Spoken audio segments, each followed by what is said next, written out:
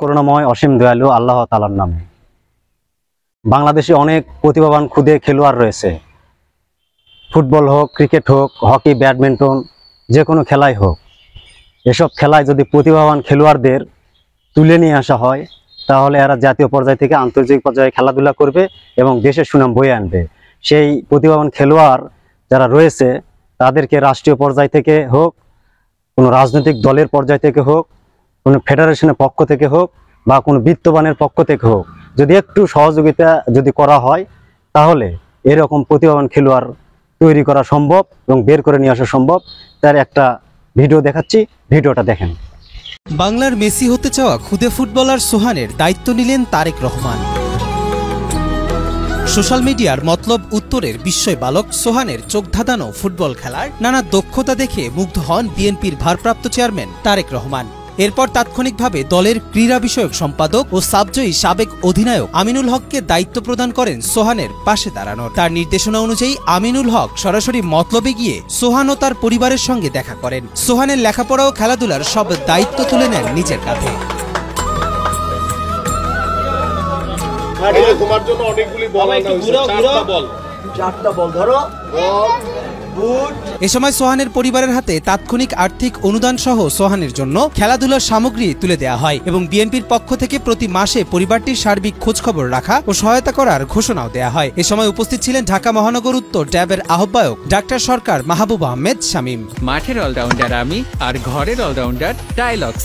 টাইলক্স toilet cleaner, clean মানেই টাইলক্স। আজকে আমি সোহানের জন্য ওর খেলার বুট, ওর জার্সি, ট্রাউজার, ওর সিঙ্গার, ফুটবল সহ কিছু উপহার সামগ্রী সোহানের জন্য নিয়ে এসেছি এবং পাশাপাশি ওর পরিবারের পাশে আমার হাতে কিছু আর্থিক কিছু সহযোগিতা আমি সোহানের বাবাকে করে যাচ্ছি এবং প্রতি মাসে আমাদের মাননীয় ভারপ্রাপ্ত চেয়ারম্যান ওর জন্য প্রতি মাসের 5 তারিখের ভিতরে একটি সম্মানজনক অ্যামাউন্ট তিনি পাঠাবেন, যেটি ওর পড়াশোনা, ওর খেলাধুলা, পাশাপাশি ওর পরিবারও যাতে আর্থিকভাবে সেই সচ্ছলতা ফিরে পায়, সে বিষয়ে আমরা ইতিমধ্যে সিদ্ধান্ত নিয়ে এসেছি এবং ইনশাআল্লাহ আমরা আগামী মাস থেকে সোহানের পাশে আল্লাহপাক যতদিন আমাদেরকে বাঁচিয়ে রেখেছে, ইনশাআল্লাহ বাংলাদেশ জাতীয়তাবাদী দল বিএনপি সবসময় এই সোহান এবং সোহানের পরিবারের পাশে সবসময় থাকবে।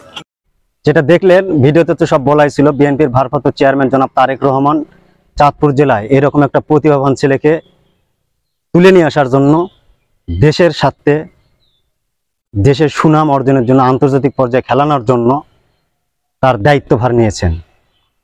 বাংলাদেশে এরকম যদি ক্ষুদে প্রতিভাবান খেলোয়াড় যদি জন্মগ্রহণ করেন, তাহলে বাংলাদেশের জনগণ আশা এবং প্রত্যাশায় যে ব্যক্ত করে গ্রামগঞ্জে, সেটারই প্রতিফলন ঘটবে।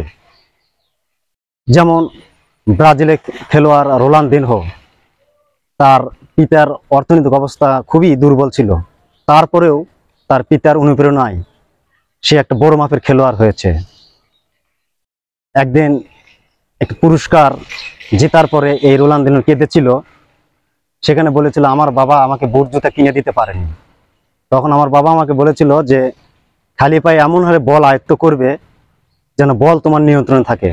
রোনালদিনহো সেই ছোট্টবেলা বয়সে তার বাবাকে বলেছিল, বাবা আমি এমন হারে বল আয়ত্ত করব যে বিশ্বের বুকে আমার এই আয়ত্ত করা ফুটে উঠবে, যা আকর্ষণীয়ভাবে আমি খেলা দেখাবো।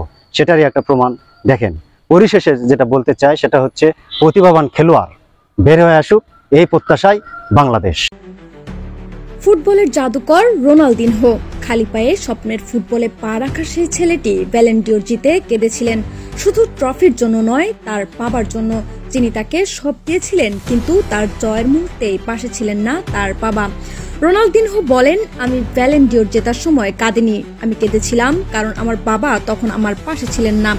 অন্যদের মতো রোনালদিনহো সোনার চামচ মুখে নিয়ে বড় হওয়ার ভাগ্য হয়নি। ছোটবেলায় তিনি অনুশীলন করতেন খালি পায়ে। তিনি বলেন, আমার বাবা বলতেন খালি পায়ে অনুশীলন করলে টাচ উন্নত হবে, কিন্তু সত্যটা ছিল আমরা এতটাই গরিব ছিলাম যে আমার পরিবারের আমাকে জুতা কিনে দেওয়ার সামর্থ্য ছিল না। বছর কয়েক পর ফুটবলের সবচেয়ে বড় মঞ্চে দাঁড়িয়ে যখন তিনি ব্যালন ডিওর হাতে নিলেন, তিনি উৎসব করেননি, তিনি কাঁদলেন। ওই ট্রফিটা তার বাবার জন্য ছিল। কান্না জড়িত কণ্ঠে সেদিন রোনালদিনহো বলেছিলেন, যা কিছু ছিল সবকিছু তিনি আমাকে দিয়ে গেছেন, আমি শুধু চাইতাম তিনি তা দেখে যেতে পারতেন। রোনালদিনহো সম্পর্কে মেসি বলেছেন, আমি তার কাছ থেকে অনেক কিছু শিখেছি। এখনো ইচ্ছে জাগে যদি আর একটু বেশি দিন তার সঙ্গে আমি খেলতে পারতাম। ম্যারাডোনা বলেছিলেন, সে একমাত্র খেলোয়াড় যার খেলা দেখতে আমি টিকিট কেটে যেতাম। লিজেন্ডরা বারবার জন্মায় না। রোনালদিনহো শুধু একজন ফুটবলার ছিলেন না, তিনি ছিলেন আনন্দ, শিল্প এবং স্বাধীনতার প্রতীক, একটি স্বপ্নের বাস্তব রূপ। এমন ফুটবল আমরা হয়তো আর কখনো দেখব না। আপনি কি বিশ্বাস করেন রোনালদিনহো ছিলেন ইতিহাসের সবচেয়ে প্রতিভাবান ফুটবলারদের একজন? জানাতে পারেন কমেন্টে।